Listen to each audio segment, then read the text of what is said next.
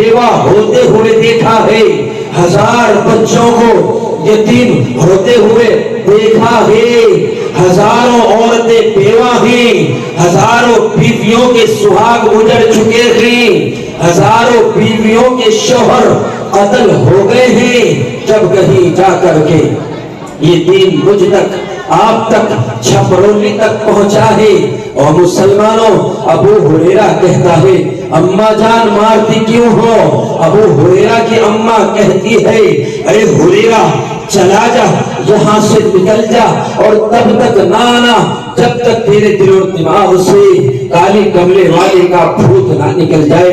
ابو ہریرہ واپس لوٹتا ہے، میرے نبی کے قدم میں آ کے گر جاتا ہے اور کہتا ہے، یا نبی اللہ، آپ کے اوپر میری جان قربان ہے، اور روتا گر گڑاتا ہے، میرے نبی، آپ کے نبی، آخری پیغمبر سرور کونین صلی اللہ علیہ وسلم نے پوچھا، اے ہریرہ روتا کیوں ہے؟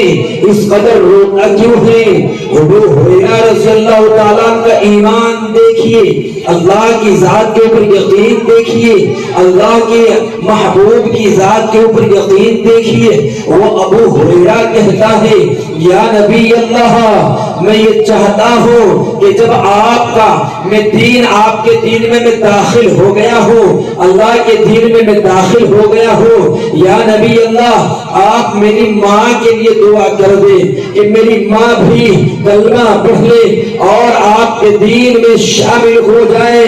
اور مسلمانوں، اور خدا کی قسم، میرے نبی کو ابو ہریرہ کے رونے کے اوپر پیار آیا، میرے ابو ہریرہ کے رونے کو پر پیار آیا اور ہاتھوں کو اٹھا دیا۔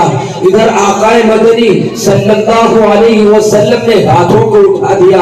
تاریخوں میں لکھا ہے کہ ابو ہریرہ نے جب یہ دیکھا کہ نبی نے ہاتھ اٹھا دیا ہے، محبوب نے ہاتھ اٹھا دیا ہے، ابو ہریرہ دوڑتا ہوا جا رہا ہے۔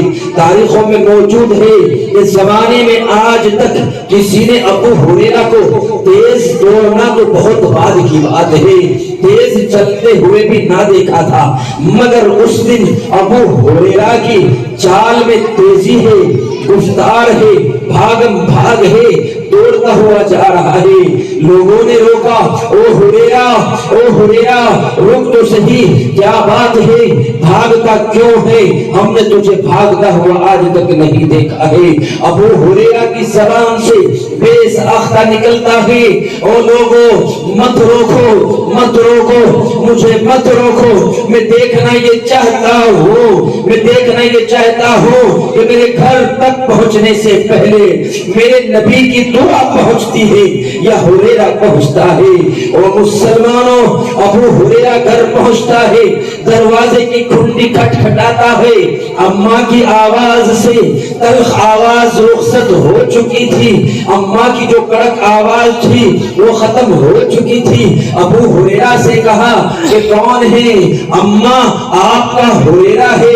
پھر دوبارہ سے مار کھانے کے لیے آ گیا ہے۔ شاعر کہتے ہیں، عقل و خیرت کو چھو نہ سکا وہ تمام عمر، عقل و خیرت کو چھو نہ سکا وہ تمام عمر، جادو تیری نگاہ کا جس پر بھی چل گیا۔ اماں، ہریرہ باہر کھڑا ہوا ہے، پھر آپ دروازہ کھولیے، پھر ہریرہ کو ماریے۔ اماں جان آپ کے پورے ہاتھوں سے مار کھاتے ہوئے کالی کملی والے کے دین میں شامل ہونے کے بعد جو مار کا مزہ ہے وہ مزہ ہریرہ دوبارہ پھر حاصل کرنے کے لیے آ گیا ہے۔ اماں دروازہ کھولیے، مجھے ماریے، میں دوبارہ سے پھر مار کھانے کے لیے آ گیا ہوں۔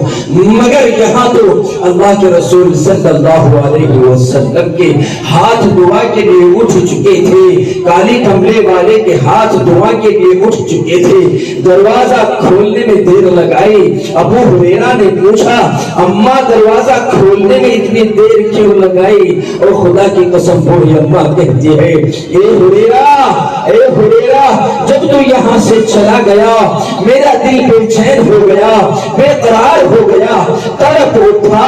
اے ہریرہ، تجھے بچپن میں مارا، تجھے بڑا ہونے کے بعد مارا، کئی مرتبہ مارا، مگر اے हुरैरा जब आज तुझे मारा और तू चला गया, तेरे जाने के थोड़ी देर के बाद ना मालूम मेरे दिल को क्या तकलीफ होगी, मेरा दिल बेचैन हो गया, मेरा दिल बेकरार हो गया और मैं सोचती रही कि अबू हुरैरा को मैंने आज क्यों मारा है। ए अबू हुरैरा सच बता, काली कमली वाले की मोहब्बत में जब तो गिरफ्तार है, अगर मैं भी काली कमली वाले के साए में जाऊं, क्या मेरे ऊपर भी वो अपने दस्ते शफकत रखेंगे, मेरे लिए भी दुआ करेंगे। और खुदा की कसम, अबू हुरैरा ने कहा, ए अम्मा जहान, अब आप तो अब कह रही है, काली कमली वाले ने तो हमसे बहुत पहले आपके लिए दुआ के लिए हाथ उठा दिए हैं। आप उस नबी की मोहब्बत में जमा हो, आओ हम आगे चलते हैं। जब आपका ये नबी आखिरी पैगंबर मोहम्मद सल्लल्लाहु अलैहि वसल्लम ताइफ की गलियों में जाता है, पूछो उलमाए इज़ाम से, लोगों ने मेरे नबी को मारा, इस कदर मारा जिसमें अथर लहू से लहू लुहान है, सर से खून बहता है, सर से खून इस कदर बहता है कि नाले ने मुबारक खून से तर है। यहाँ तक कि मेरे नबी ने इस उम्मत की खातिर मेरे नबी के दांतों को, दंदाने मुबारक को शहीद कर दिया गया है। इतना ही बस नहीं करूंगा, आओ मैं तुम्हें आगे ले चलता हूँ। आपने सुना होगा आक़ाए मदनी सल्लल्लाहु अलैहि वसल्लम के नवासे हसन और हुसैन को कौन नहीं जानता है। वो दुश्मनाने इस्लाम ने मेरे हज़रत मोहम्मद मुस्तफा सल्लल्लाहु अलैहि वसल्लम के नवासों का कत्ल क्या नहीं किया है, क्या गर्दनें नहीं उड़ाई है। आओ मैं यही पर बस नहीं करता हूँ। आपने नहीं सुना है हजरत हमजा कौन है? हजरत हमजा मेरे आका सल्लल्लाहु अलैहि वसल्लम के चचा है। क्या आपको खबर ना हुई? क्या आप तक उलमा ने नहीं बताया ही? क्या आपने पैगामात नबी के नहीं पढ़े गए? मेरे नबी के चचा को कत्ल किया जाता है।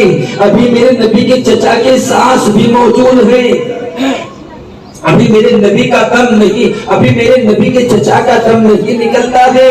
वो हिंदा आती है और मेरे नबी के चचा का कलेजा चीरती है और अंदर से कलेजा निकालती है। वो खुदा की कसम उसको चबाती है। ऐसी तारीखों के औराक़ात भरे पड़े हैं कि मेरे नबी ने इस दीन को यहाँ तक पहुँचाने में कैसी मुशक्क़तों को बर्दाश्त किया है। और मुसलमानों, इससे भी बड़ी अजीब बात सुनो, आज तो अल्लाह का फजल है, अल्लाह का एहसान है, अल्लाह ने हर तरह से फरावानी दी है। हजार फरावानी अल्लाह ने मुझे और आपको दी है। आज कोई घर ऐसा मोहल्लों में नजर नहीं आता है कि किसी के घर में फाका हो, मगर मेरे नबी के घर का आओ फाके का आलम तो सुनो। और मुसलमानों, उस नबी के घर का आलम तो सुनो जिस नबी ने तेरी खातिर, मेरी खातिर ना रात को सो के देखा हो, ना दिन को खाते देखा हो, ना दिन में सुकून ही, ना रात को सुकून ही। वो नबी रातों तड़पा ही, दिनों तड़पा ही, ऐसा तड़पा, ऐसा तड़पा, ऐसा रोया, ऐसा रोया। एक मर्तबा का वाकया नकल करते हैं, लिखा है एक रात की बात है। एक रात आक़ाए मदनी सल्लल्लाहु अलैहि वसल्लम अपने बिस्तर से उठते ही अम्मा आयशा की आंख थोड़ी देर के बाद खुलती है। अम्मा आयशा ने देखा मेरे नबी, मेरा शौहर, मेरे सर का ताज, काली कमली वाला आखिरी पैगंबर हजरत मोहम्मद मुस्तफा सल्लल्लाहु अलैहि वसल्लम बिस्तर के ऊपर नहीं है। दिल में ये फिक्र आई, ए आयशा, हो सकता है ये तेरा शौहर पैगंबर हजरत मोहम्मद मुस्तफा सल्लल्लाहु अलैहि वसल्लम तेरी किसी बात से नाराज हो करके उठ के ना चला गया हो, तुझसे नाराज ना हो के चला गया हो। फिर ये ख्याल आया, हो सकता है ए आयशा दूसरी बीवी के कमरे में चला गया हो। मगर जैसे ही ये ख्याल आया, कहा ए आयशा, तू अपने नबी के मुतालिक अपने اپنے شوہر اپنے سر کے تاج حضرت محمد مصطفیٰ صلی اللہ علیہ وسلم کے متعلق ایسا سوچ بھی کیوں سکتی ہے؟ ساری دنیا والے بادشاہ ناانصافی کر سکتے ہیں، مگر عائشہ تیرا شوہر دو جہاں کا نبی ناانصافی نہیں کر سکتا ہے۔ دل میں یہ خیال آیا، پھر یہ خیال آیا کہ ہو سکتا ہے کہ حضرت فاطمہ کے گھر نہ چلے گئے ہوں۔ آپ نے سنا بھی ہوگا، بارہا سنا بھی ہوگا، علماء کی زبانی سنا ہوگا کہ آقا مدنی صلی اللہ علیہ وسلم اپنی لخت جگر حضرت فاطمہ رضی اللہ تعالی عنہا سے کس قدر محبت کرتے تھے، کس قدر پیار کرتے تھے۔ آقا آپ سے بے تحاشا پیار کرتے تھے، اور پیار کیوں نہ کرتے، وہ فاطمہ تو ایسی فاطمہ تھی جو اپنے ابو کی سیرت میں پاتی تھی، اس کے اوپر عمل کرتی تھی۔ یہاں تو اللہ نے قرآن مقدس میں عظیم کتاب میں ہی میرے نبی کے اوپر نازل ہونے والی کتاب میں فرمایا لقد کان لکم فی رسول اللہ اسوۃ حسنہ۔ اور چھپرولی کے نوجوانوں بزرگوں پوچھو ان علماء نظام سے، قرآن اللہ کی مقدس کتاب ہے، رشد و ہدایت کی کتاب ہے، اور مسلمانوں اللہ نے قرآن کو رشد و ہدایت کے لیے بنایا تھا، رشد و ہدایت کے لیے بھیجا تھا، تاکہ جب ہمیں کوئی ضرورت آن پڑے ہم رشد و ہدایت کی کتاب کو اٹھائے اور اپنی منزل کا بیڑا پار لگا دے۔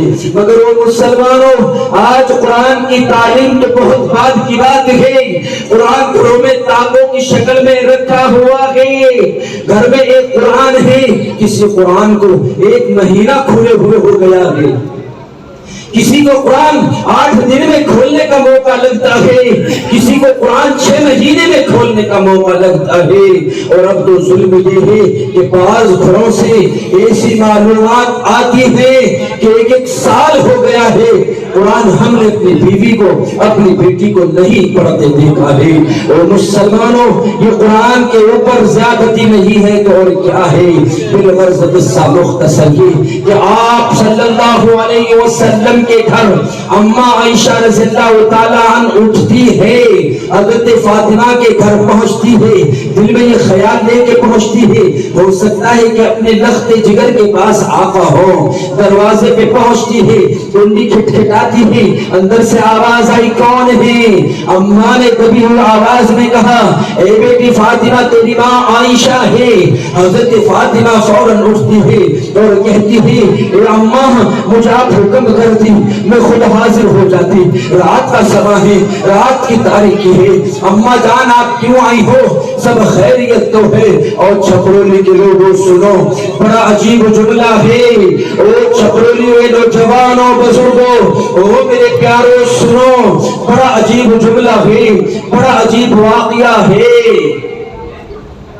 اماں عائشہ کہتی ہے اے بیٹی فاطمہ میں تو اس لیے آئی تھی کہ مجھے یہ لگا ہے کہ تیرا ابو آج بستر سے اٹھ کر کے کہیں یہاں تیرے پاس نہ چلے آئے ہو۔ حضرت فاطمہ رضی اللہ تعالی عنہا کہتی ہے اے اماں عائشہ رضی اللہ میں کیا بتاؤں ابو تو میرے پاس بھی نہیں ہے، ہو سکتا ہے کہ کہیں کسی کام سے ہو، مگر شیر خدا حضرت علی رضی اللہ تعالی عنہ نے یہ گفتگو سنی۔ حضرت علی نے کہا یہ اماں گھبرانے کی بات نہیں ہے، ہو سکتا ہے میرا نبی آپ کا نبی آخری نبی کہیں سجدے کی حالت میں پڑا ہوا ہو اور امت کے لیے رو رہا ہو۔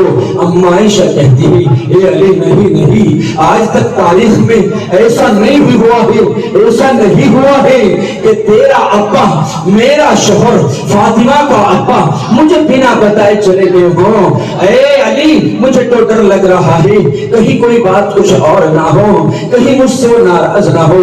علی فرماتے ہیں اماں گھبرانے کی بات نہیں ہے، چلو ہم جنت البقیع قبرستان میں چلتے ہیں، علماء موجود ہیں، اس وقت تک جنت البقیع قبرستان میں یا کسی بھی قبرستان میں عورتوں کے جانے کو منع نہیں کیا گیا تھا۔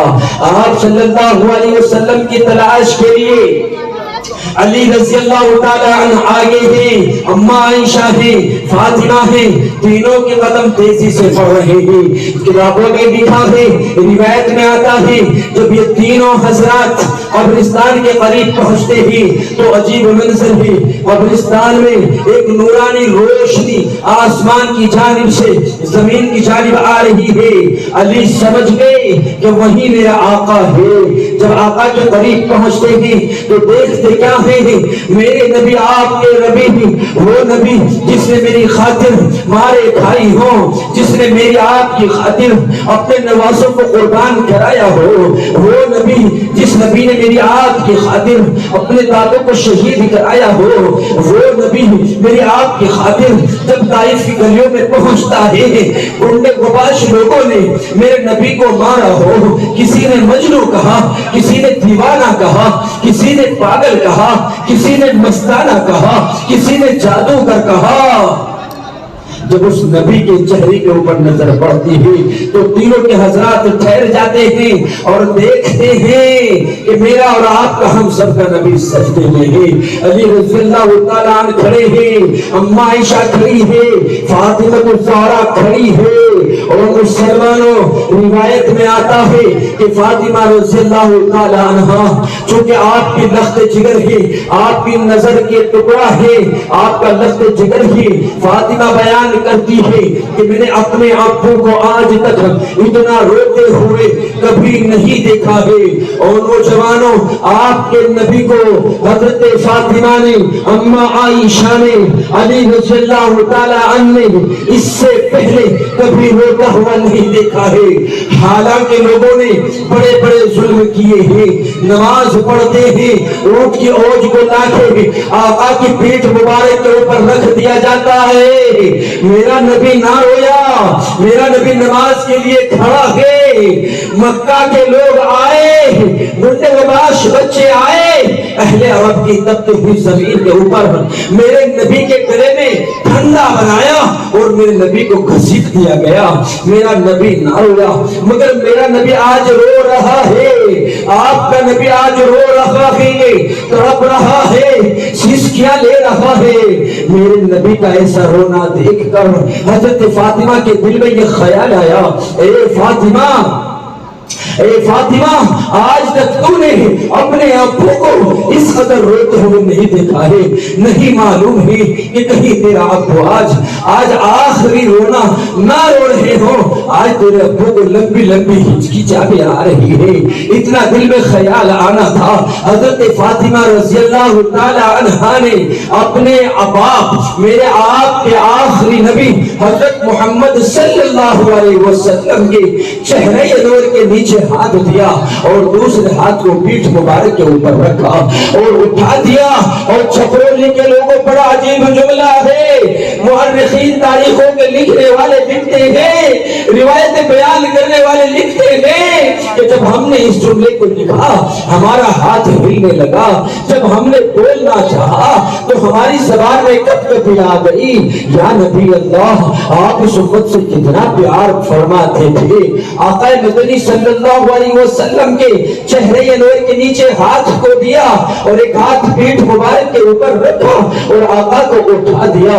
اور خدا کی قسم چھپرولی کے لوگوں سنو، کتنا عجیب جملہ ہے، سنہرے لفظوں میں لکھنے والا جملہ ہے، ایسا جملہ ہے، ایسا جملہ ہے کہ کسی اور نبی کی زبان سے یہ جملہ شاید نہ نکلا ہو، مگر آپ کے نبی کی زبان سے جملہ نکلا ہے۔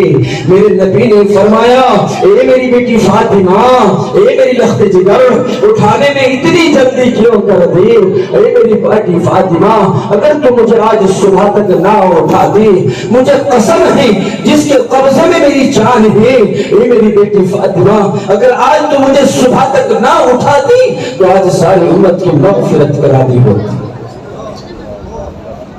یہ آپ کے نبی کا پیار ہے۔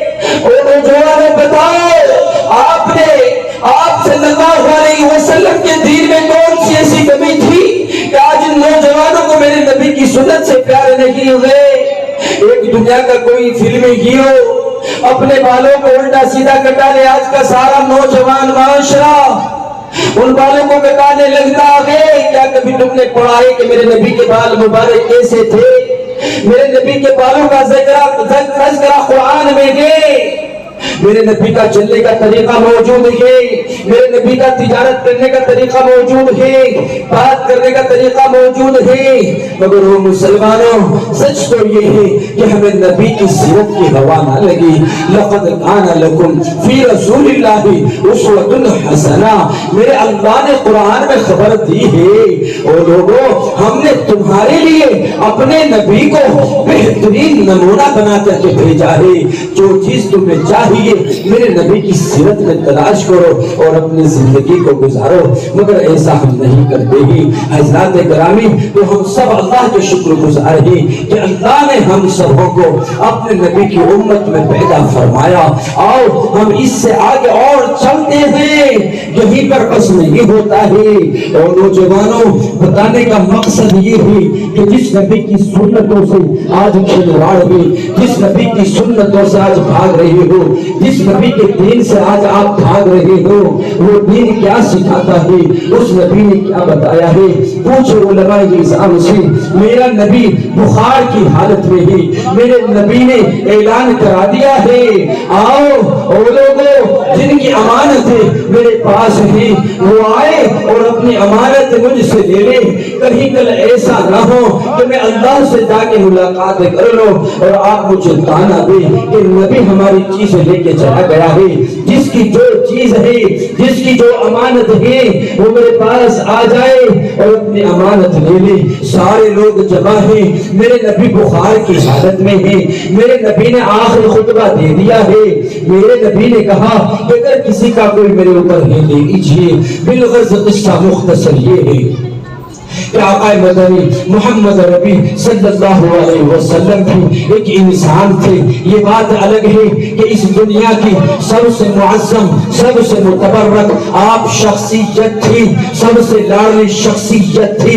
اللہ کے بعد اگر کسی ذات اقدسہ کا نام ہے تو وہ آپ کا نام ہے. آپ کی ذات عالیہ کا نام ہے, آپ ہی کا نام ہے. پوری دنیا میں اللہ کے بعد اگر کسی ذات کا نام گنگنایا جاتا ہے تو وہ آپ کے نبی کا نام ہے. اور مسلمانوں میرے نبی کو بالکل آخر وقت ہے. میرے اللہ نے فرشتے کو بھیجا اور کہا جاؤ میرے نبی کے پاس جاؤ اور میرے نبی سے جا کے پوچھو کہ وہ میرے پاس آنا چاہتا ہے یا وہیں پہ رکنا چاہتا ہے. حضرت جبرائیل ہے, حضرت اسرائیل ہے. حضرت جبرائیل جاتے ہیں یا نبی اللہ آپ سے حضرت اسرائیل ملنا چاہتا ہے, آپ سے اللہ ملاقات کا شوق رکھنا چاہتا ہے. میرے نبی اگر چاہتے کہ مجھے نہیں ملنا ہے اور خدا کی قسم اسرائیل کی اتنی جرأت نہ ہوتی, موت کے فرشتے کو اتنی ہمت نہ تھی, موت کے فرشتے کو اتنی طاقت نہ تھی کہ وہ میرے آقا کی روح کو میرے آقا کے کمرے میں داخل بھی ہو جاتا. مگر دنیا کا نظام ہے, اللہ نے قرآن میں خبر دی ہے کل نفس ذائقۃ الموت. جس کو اللہ نے جان دے دی ہے موت کا مزہ اس کو چکھنا ہے. ہر جاندار شے کو موت کا مزہ چکھنا ہے. اب چاہے وہ آپ کے نبی ہوں, آپ کے صحابی ہوں, آپ کے شاہدین ہوں, آپ کے تابعین ہوں, آپ کے بزرگان دین ہوں, آپ کے علماء دین ہوں, آپ کے عائز و اقارب ہو, امیر ہو, فقیر ہو, غریب ہو, رسول ہو, عرب کا رہنے والا ہو, عجم کا رہنے والا ہو, میرے اللہ نے خبر دے دی ہے اور ہوشیار کر دیا ہے کل نفس ذائقۃ الموت. اور مسلمانوں دنیا میں بہت سے مذہب ہیں, بہت سے مذاہب ہیں. ہر ذات ہر مذہب اپنے اپنے اعتبار سے اللہ کی عبادت کرتی ہے. کچھ لوگ پتھروں کی پوجا کرتے ہیں, کچھ لوگ پیڑ کی پوجا کرتے ہیں, کچھ لوگ سورج کو خدا مانتے ہیں, کچھ لوگ پانی کی پوجا کرتے ہیں. حتیٰ کہ بہت لوگ ہیں نہ جانے کس کس طریقے سے اللہ کی عبادت کرتے ہیں. اللہ ایک ہی ہے, بس اس کی عبادت کرنے والے الگ الگ انداز میں اس کی عبادت کرتے ہیں۔ اور مسلمانوں، موت کو اتنی جرأت نہ تھی، مگر اللہ کو بتانا مقصود یہ تھا کہ جب میں کسی چیز کا ارادہ کرتا ہوں اور جو میں نے قرآن میں تمہیں خبر دے دی ہے وہ بعین ہی سچ ہے۔ اور مسلمانوں، بڑا عجیب جملہ کہنے کے لیے جا رہا ہوں۔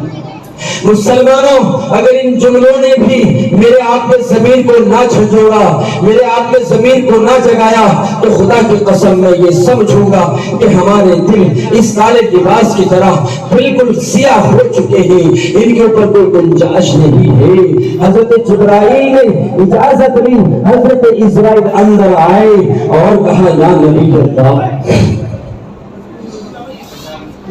یا نبی اللہ، اللہ آپ سے ملاقات کا شوق رکھتا ہے۔ اتنا کہنا تھا۔ حضرت جبرائیل علیہ السلام، حضرت جبرائیل کون ہے؟ حضرت جبرائیل پوچھو کون ہے؟ حضرت جبرائیل وہ ہے کہ جو میرے نبی کے اوپر اللہ کے مقدس کلام کو لے کے آیا کرتے تھے۔ حضرت جبرائیل اللہ کے رسول کے پاس قرآن کو لے کے آیا کرتے تھے۔ وہ کھڑے ہو کے رونے لگے۔ حضرت جبرائیل سے پوچھا، اے جبرائیل کیوں ہوتا ہے؟ حضرت جبرائیل کی آنکھیں کانپنے لگی، زبان کانپنے لگے، ہونٹ کپکپانے لگے۔ کہا یا نبی اللہ، غم یہ نہیں ہے کہ آپ چلے جائیں گے، غم یہ ہے کہ ہو سکتا ہے کہ آپ کے جانے کے بعد اللہ مجھے دنیا میں آنے کی اجازت نہ دے۔ ہو سکتا ہے میں آج کے رات جب آپ اللہ کے پاس چلے جائیں گے میں کسی کی ملاقات کے لیے نہ آؤں۔ یا اللہ میں اس لیے رو رہا ہوں۔ میرے نبی نے یہ کہا، اے اسرائیل، کیا تو ملاقات کی شوق اللہ کی خبر لے کے آیا ہے؟ کہ ہاں، تو پھر جا اللہ کے پاس جا کے یہ معلوم کر کے آ کہ میرے جانے کے بعد میری امت کا محافظ کون ہوگا۔ او میرے پیاروں، او میرے بزرگوں، او چھپرولی کے باشندوں، او میرے نبی کی سنت کو نالیوں میں بہنے والوں، او میرے نبی کی سنت سے کھلواڑ کرنے والوں، او میرے نبی کے چہنے والوں، سنو، آپ کے نبی نے یوں کہا، اے اسرائیل، جا اللہ کے حضور چلا جا اور جا کر کے ایک مرتبہ یوں پوچھ کے آ کہ میرے جانے کے بعد میری امت کا محافظ کون ہوگا۔ آخری وقت میں دنیا سے جا رہے ہیں، او خدا کی قسم مجھے اور تمہیں موقع مل جاتا تو اپنی ماں کو بلاتا، آئے اماں میں دنیا سے جا رہا ہوں، اپنے باپ کو بلاتا، آئے ابو میں اس دنیا سے جا رہا ہوں، اپنے بچوں کو بلاتا، سینے سے لگاتا، اے میرے بچوں میں جا رہا ہوں، میری موت کا پروانہ آ چکا ہے، اے میرے بچے آؤ، اے میری بچی آؤ، اے میری بیوی میرے پاس بیٹھو، میرا وقت آ گیا ہے۔ مگر خدا کی قسم آپ کے نبی نے اپنی بچوں کو نہ یاد کیا، کچھ نہ یاد کیا، جا رکھے گے اس دنیا سے، کیوں کہا کہ اسرائیل جب پوچھ کے آ کہ میرے جانے کے بعد میری امت کا محافظ کون ہوگا۔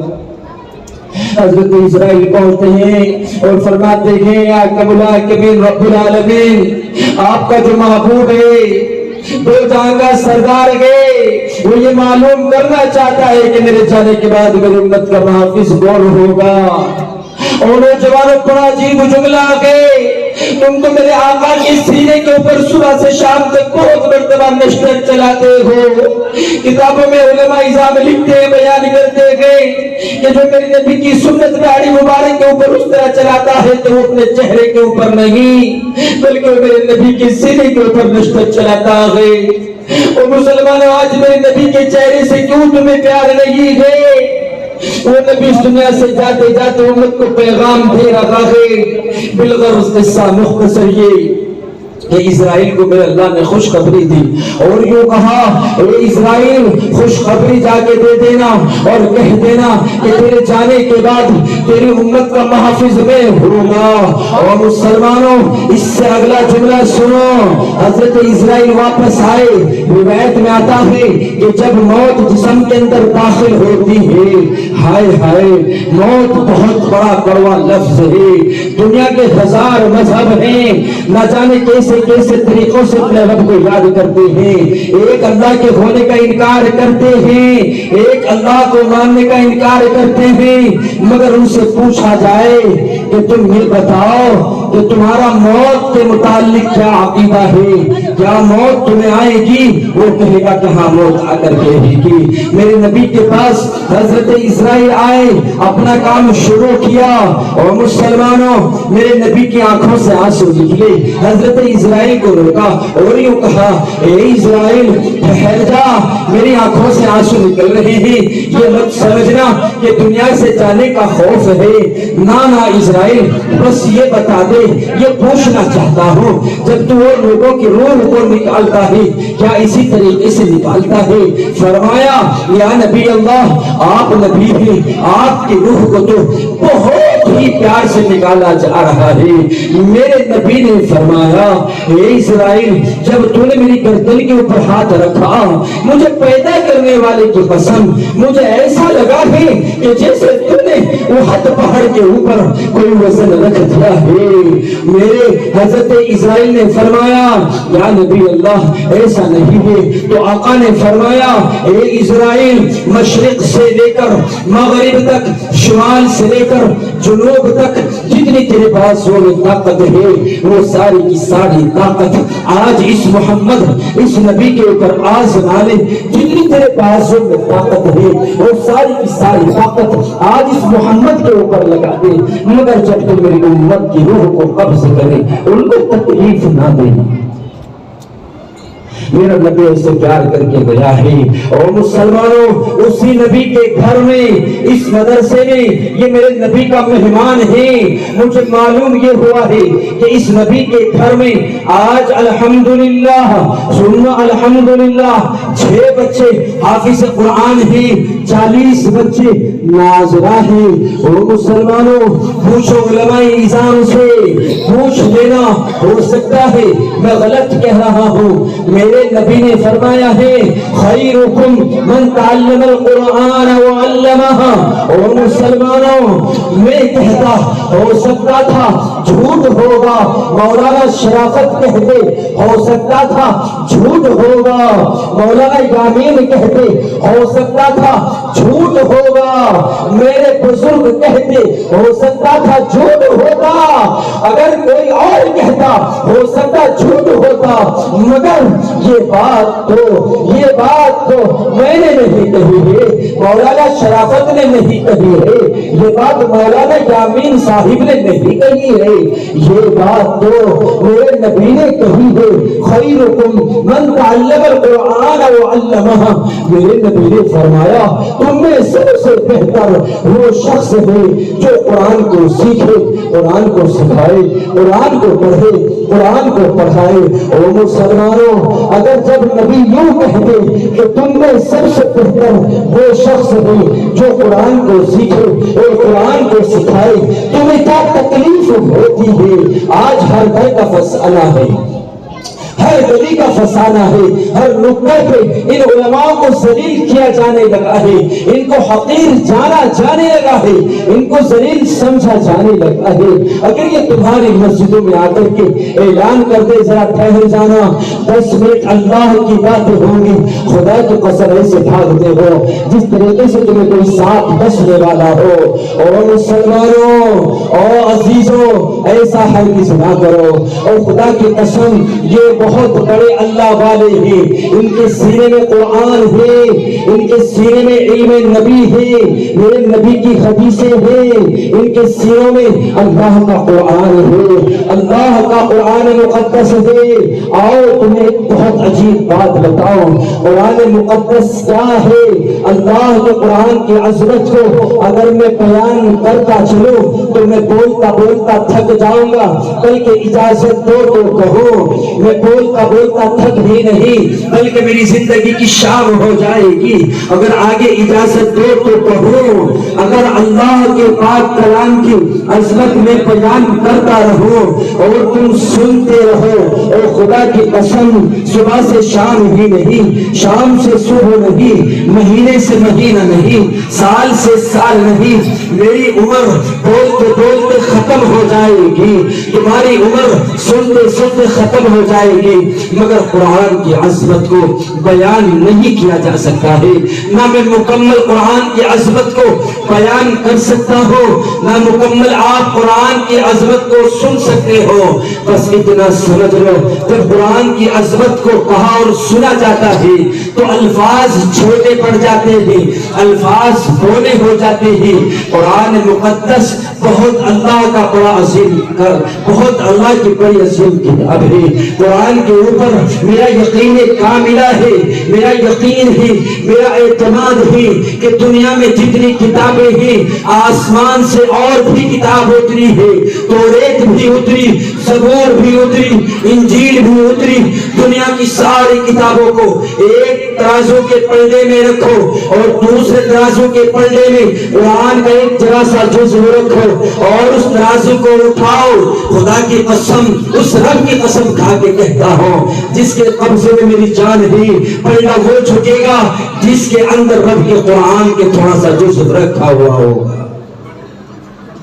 خراسان کا واقعہ لکھتے ہیں، حضرت مولانا الیاس گھمن بیان کرتے ہیں، خرات کا موقع ہے، ایک قافلہ سفر کے لیے نکلتا ہے۔ 2 دن گزر گئے، 10 دن گزر گئے، 20 دن گزر گئے، قافلے میں سے ایک شخص کا انتقال ہو گیا ہے۔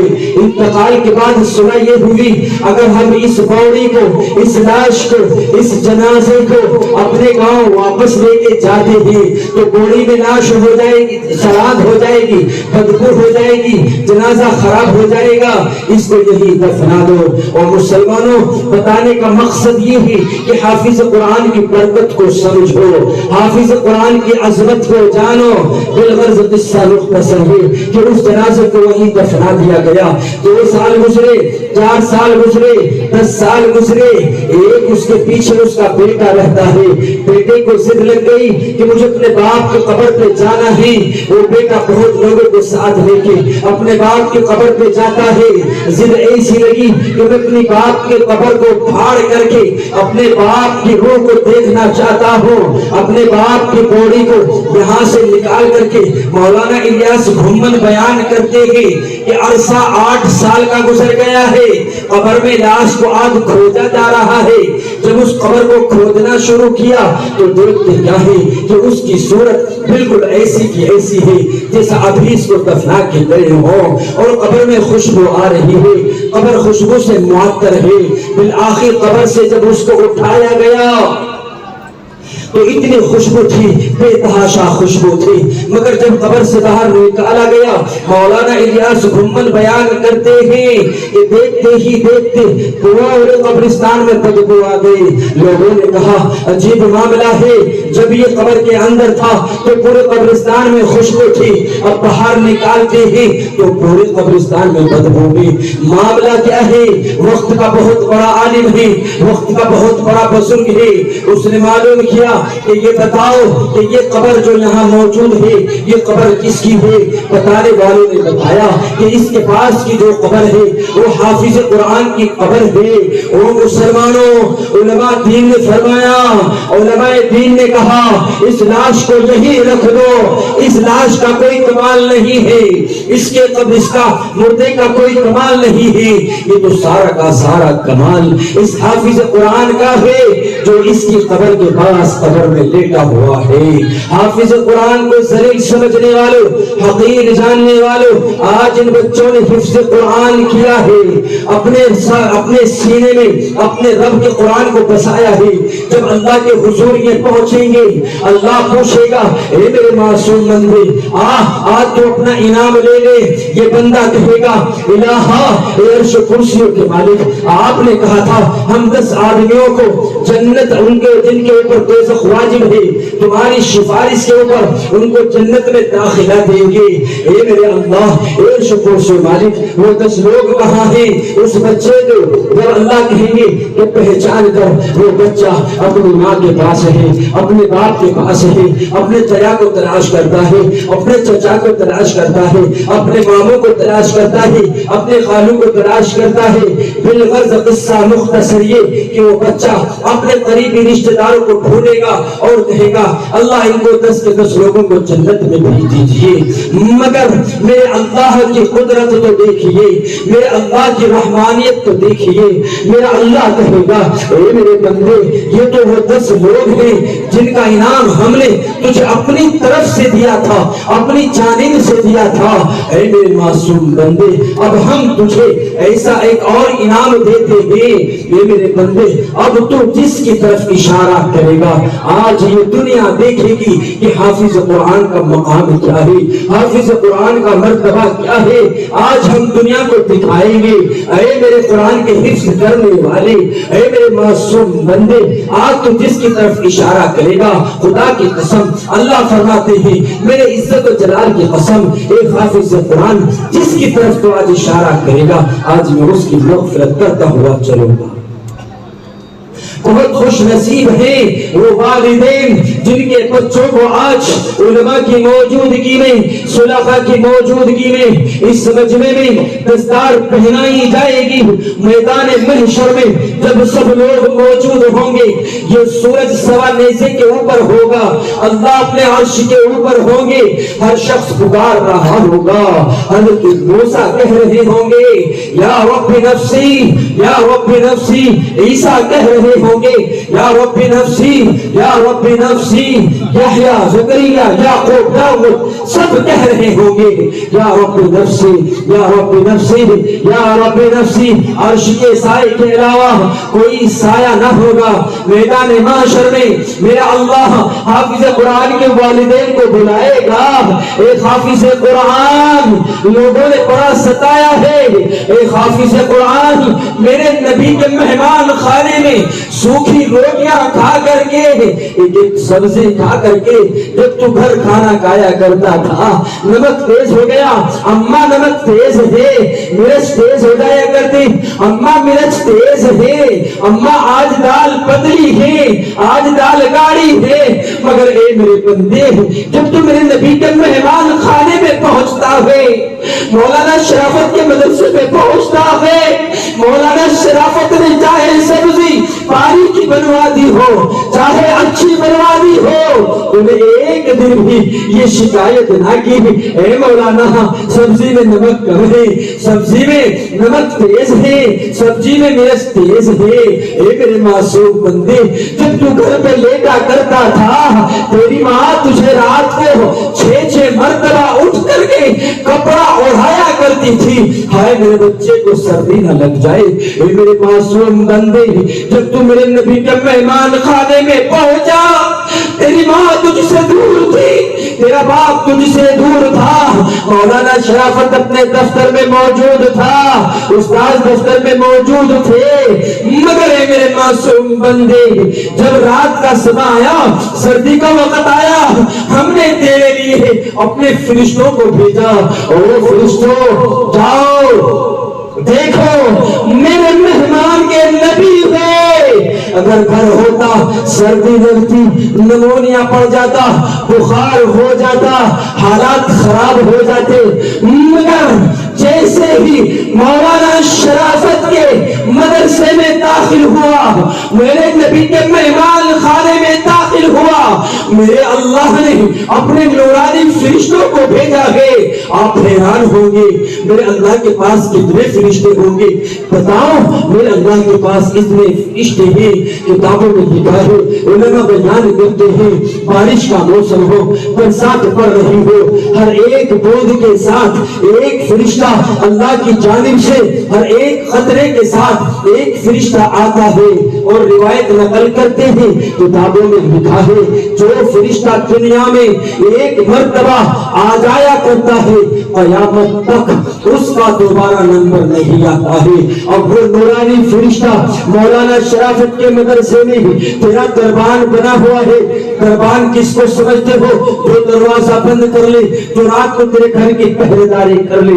میرے اللہ نے کہا او میرے نورانی فرشتوں دیکھو میرے نبی کے مہمان ہیں، تم جب گھر صبح کو اٹھتے ہو بریڈ کا ناشتہ ہے، آملیٹ کا ناشتہ ہے، گوشت کا ناشتہ ہے، بادام کا ناشتہ ہے، کاجو کا ناشتہ ہے، آؤ مولانا شرافت کے مدرسے میں آؤ، مسیح العلوم کے مدرسے میں آؤ. جب اس مدرسے میں جب تم صبح آؤ گے اذان کے بعد مت آنا, نماز کے بعد مت آنا, اذان سے پہلے اٹھ کر کے آنا. خدا کی قسم دیکھو گے کہ میرے نبی کے مہمان ناشتہ کر رہے ہوتے ہیں. میرے نبی کے سامنے, میرے نبی کے مہمانوں کے سامنے جو دسترخوان بچھا ہے وہ بہت خوبصورت ہے. اگر اجازت دو تو کہو, اگر اجازت ہو تو کہو. میں کہنا چاہتا ہوں علماء کی موجودگی میں, حضرت مولانا جامعین کی موجودگی میں جب وہ دسترخوان کے اوپر نظر پڑتی ہے تو وہ دسترخوان معلوم ہے کیا ہوتا ہے؟ وہ دسترخوان قرآن کا ہوتا ہے. اس دسترخوان کے اوپر میرے بچے, یہ چھوٹے چھوٹے بچے ہل رہے ہیں, نہ سردی کو دیکھ رہے ہیں نہ گرمی کو دیکھ رہے ہیں.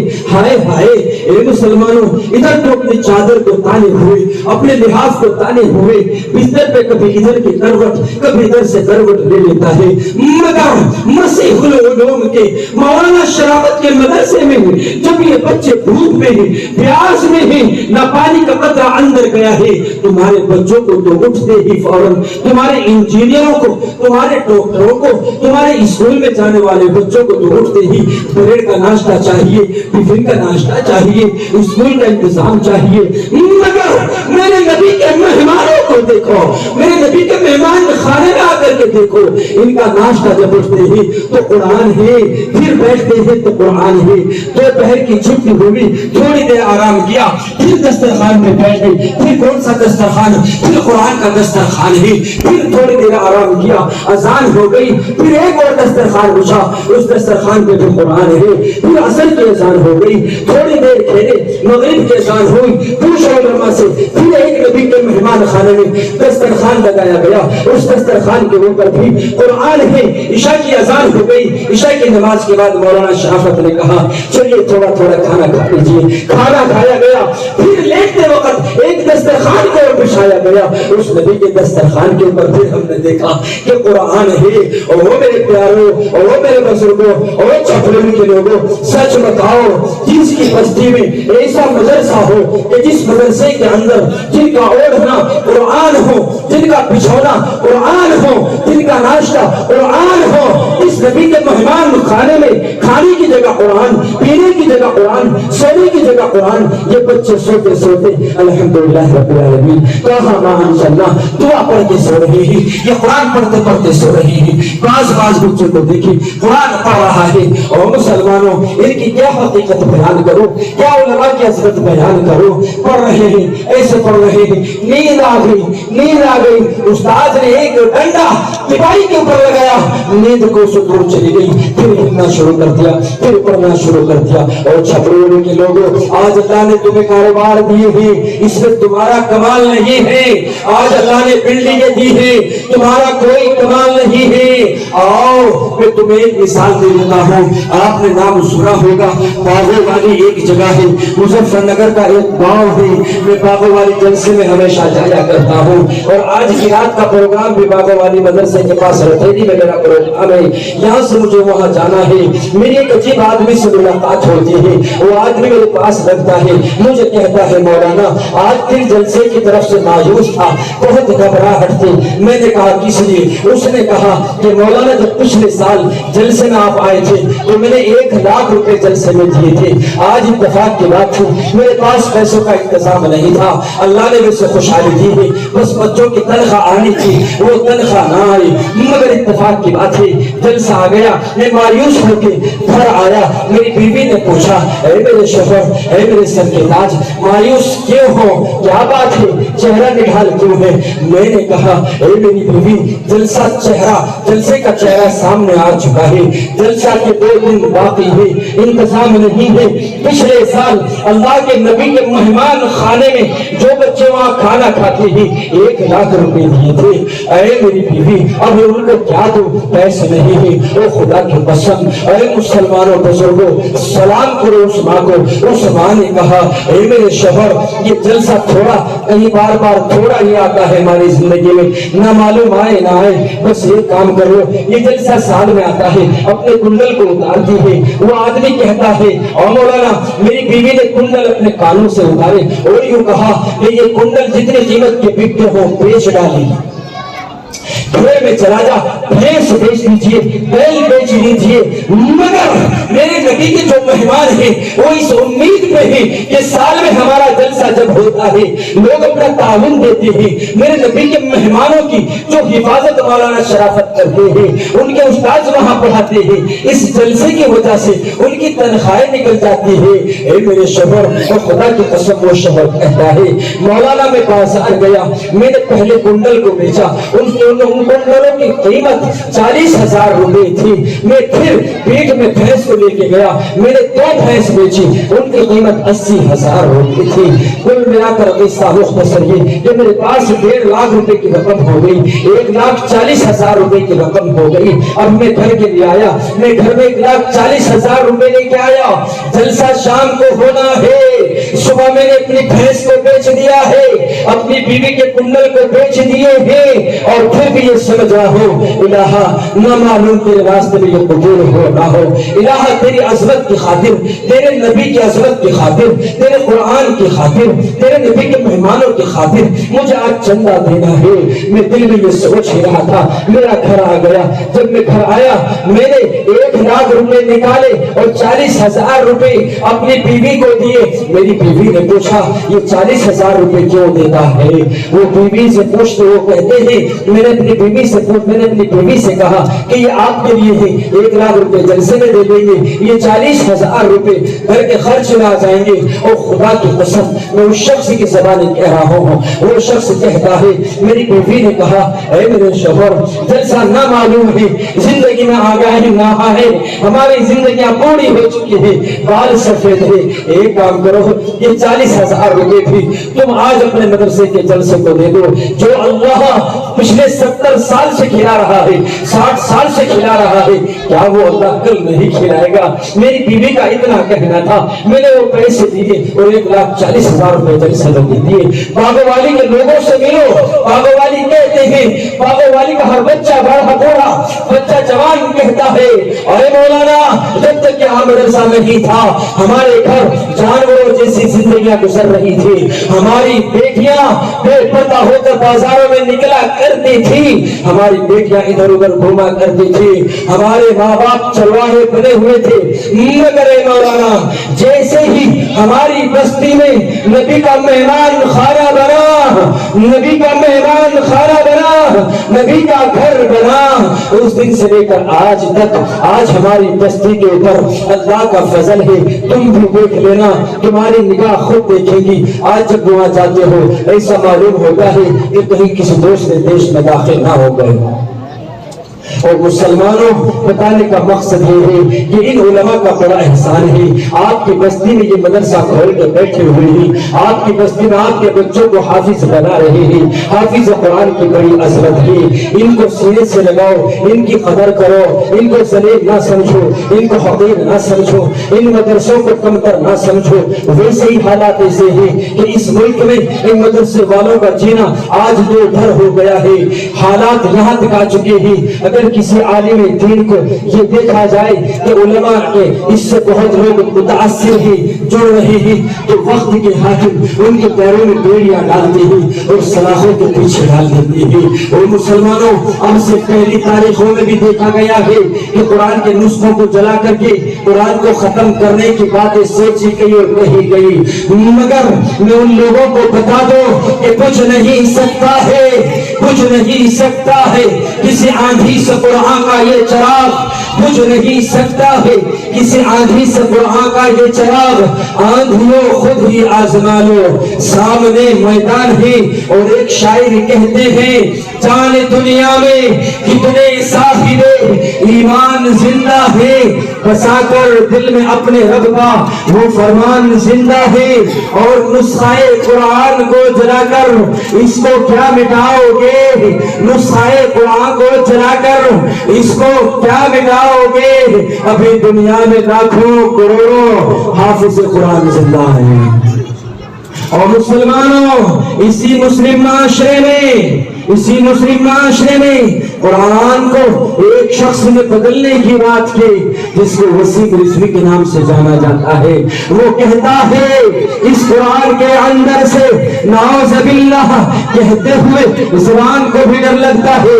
اے میرے اللہ اس کی زبان ختم کیوں نہ ہو, اس کی زبان شل کیوں نہ ہو, اس کی آنکھوں کی طاقت شل کیوں نہ ہو, ہمیں تو ڈر لگتا ہے. وہ کہتا ہے کہ قرآن میں سے 24 آیتوں کو نکال دو, قرآن کا ترجمہ غلط پیش کرتا ہے. مگر احسان مانو اسٹیج کے اوپر بیٹھے ہوئے مولانا شرافت جیسے علماء دین, احسان مانو مدرسہ مسیح العلوم میں پڑھانے والے حافظ قرآن کا انہوں نے ہاتھوں میں کمان لی اور کہا اور وسیم رضوی ہم ایک نہیں ہیں, ہم تیرے جیسوں کو لاکھوں کو مسل دیں گے, آئے دن ان مدرسوں سے ہم حافظ قرآن نکال کر کے رہیں گے.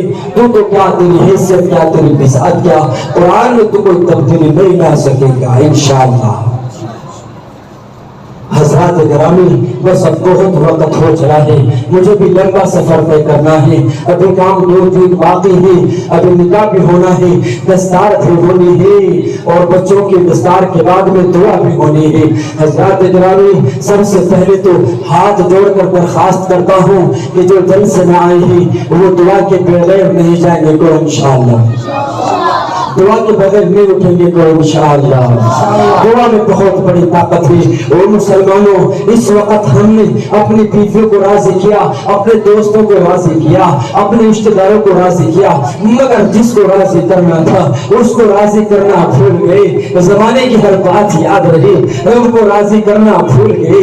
رشتہ دار کو منانا یاد رہا, رب کو راضی کرنا بھول گئے. پڑوسی کی منت کر کے خوشامد کر کے خوش کرنا یاد رہا, مگر اللہ کو راضی کرنا بھول گئے. بس اس کو راضی کرنے کا واحد علاج دعا ہے. حضرت مولانا شامین کی دعا کے اوپر اس پروگرام کا اختتام ہوگا. میری مجبوری ہے کہ میں شاید دعا تک نہ رکوں چونکہ سفر مجھے لمبا کرنا ہے. اس لیے حضرات گرامی آپ سے درخواست ہے کہ دعا سے پہلے نہ جائے. دوسری بات مجھے عرض یہ کرنی ہے, یہ جو مدرسہ ہے یہ مسیح العلوم مدرسہ ہے. سچ بتاؤ کیا اس کا کوئی کاروبار ہے, اس کی کوئی سونے کی دکان ہے یا اس کی کوئی چاندی کی دکان ہے؟ میں حیران تھا جب یہ حساب سنا رہے تھے.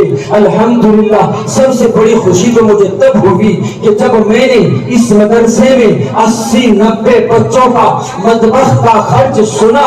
میں حیران تھا, میرے ساتھ میرے استاذ محترم تھے, میں نے ان کی طرف دیکھا. چونکہ میں حیران اس لیے تھا 1 لاکھ روپے بھی 12 مہینوں کا ان بچوں کا خرچ آپ لوگوں نے ہونے نہیں دیا ہے. اور مسلمانوں اگر 80 افراد کا کھانا روزانہ گھر میں بننے لگے تو کئی لاکھ روپے سال میں خرچ ہوتے ہیں.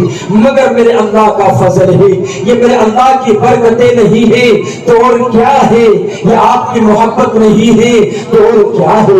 اور چھپولی کے لوگوں آپ کا بڑا احسان ہے, آپ کا بڑا شکر ہے. اے میرے اللہ میں چھپولی والوں کے لیے دعا کرتا ہوں, اے اللہ اس مدرسے کو اسی طریقے سے دن دوگنی رات چوگنی ترقی عطا فرما دے. اے میرے اللہ یہ سال کا جب جلسہ ہوتا ہے اس جلسے کے اوپر ہمارے بہت لوگ اس مجمع میں آتے ہیں اور وہ یہ سمجھتے ہیں کہ چلو یارو آج نبی کے دیوانے آ رہے ہیں, آج نبی کے مستانے آ رہے ہیں, آج اللہ اور اس کے رسول ہیں, اللہ آج اس کے رسول کے دیوانے ہیں, آج ان کی موجودگی میں کچھ بیٹھ کر کے سنیں گے. حافظ قرآن ہمارے سامنے موجود ہوں گے اور حافظ قرآن کے چہروں کو دیکھیں گے, علماء ربانیین کے چہروں کو دیکھیں گے اور جو ہم سے ہوگا ہم دیں گے. اور مسلمانوں سچ بتاؤ اگر یہ مدارس موجود نہ ہوتے, سچ بتانا تمہارے اوپر زبردستی نہیں ہے, اگر یہ مدارس موجود نہ ہوتے تو سچ بتاؤ ان مدرسوں میں کوئی نماز پڑھنے والا مل جاتا؟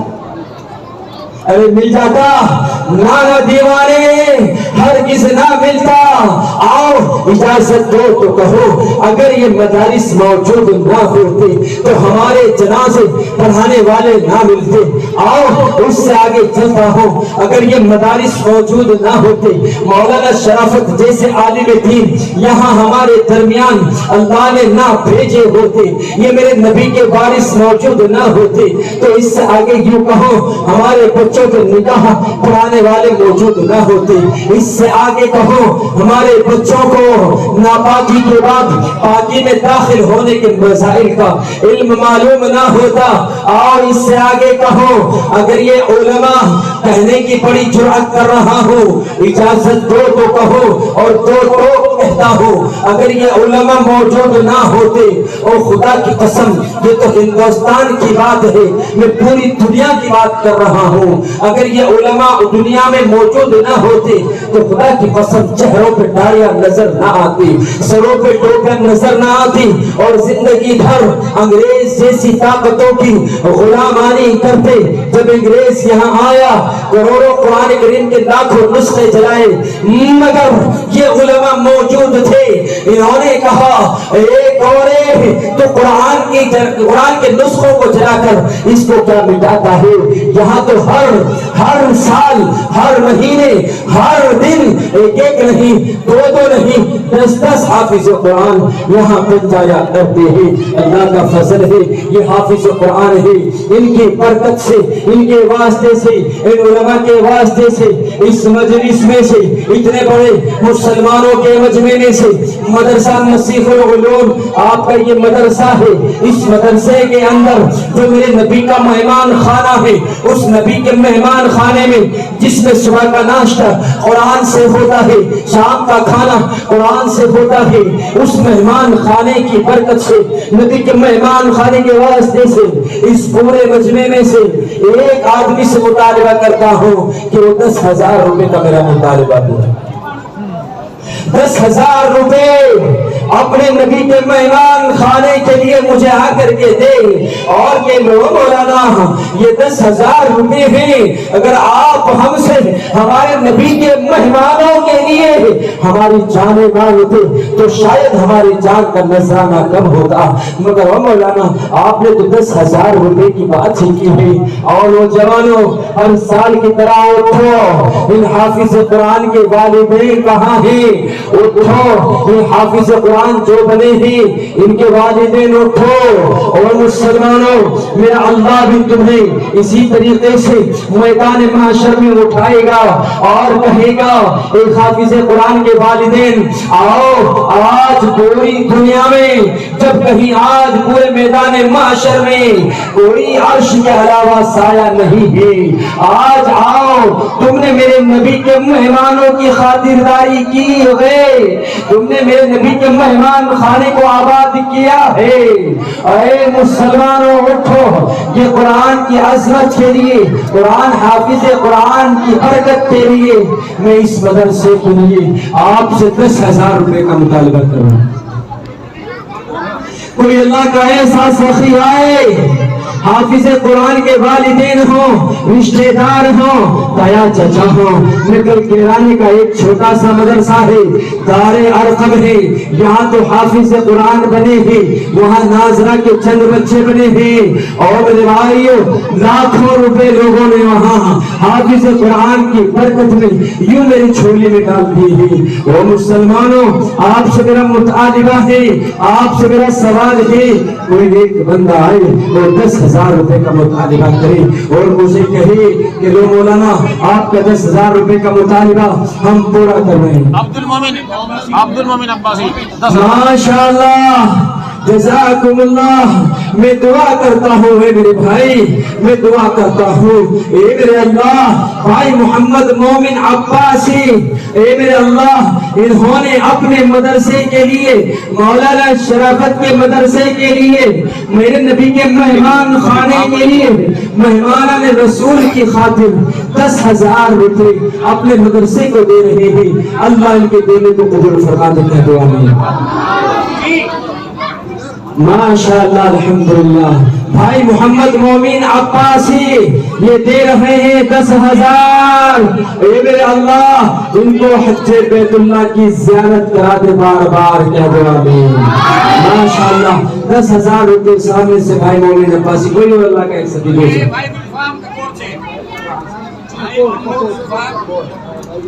ماشاءاللہ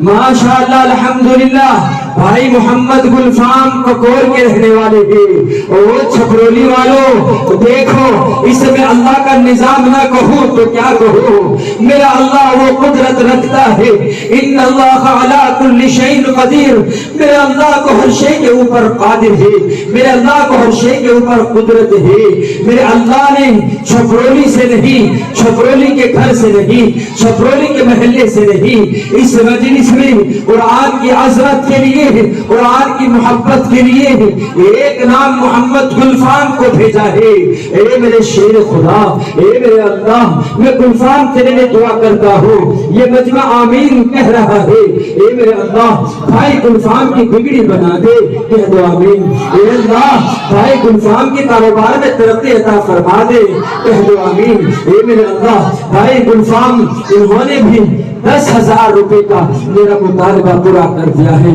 الحمدللہ ثم الحمدللہ اے مسلمانوں سچ بتاؤ یہ 10,000 روپے جو ان دو بچوں نے دیے ہیں